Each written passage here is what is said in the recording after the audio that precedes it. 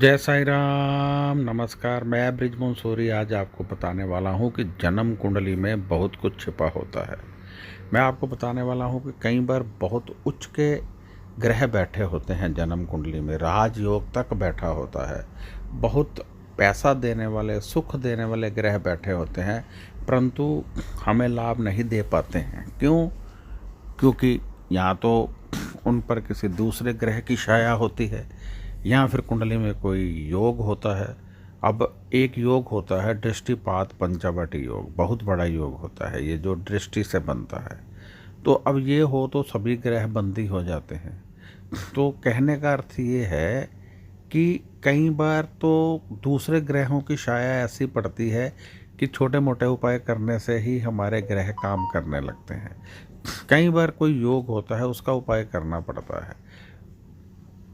कुल मिलाकर मैं ये कहना चाहता हूँ कि जन्म कुंडली में बहुत अच्छे ग्रह बैठे हों तब भी कई बार लाभ नहीं मिलता है, क्योंकि या तो ग्रह दबे होते हैं या दूसरे ग्रहों की छाया होती है। तो आपको चाहिए कि आप अपनी जन्म कुंडली दिखाते रहें। ये नहीं है कि एक बार जन्म कुंडली दिखा ली तो दोबारा दिखानी नहीं है। जन्म कुंडली दिखाते रहें और योग्य ज्योतिषाचार्य को दिखाएं। किसी राह जाते ज्योतिष को मत दिखाएं। जिस तरह किसी डॉक्टर को दिखाते समय हम अच्छा डॉक्टर ढूंढते हैं, ऐसे ही जन्म कुंडली दिखाते हुए योग्य ज्योतिषाचार्य को ही दिखाएं। हमारे संस्थान में दिखाना चाहें तो आप दिखा सकते हैं। मैं खुद देखूंगा, सभी मैसेज रिकॉर्ड करूंगा और आपको भेजूंगा। आराम से बैठ के आप सभी मैसेज सुन सकते हैं।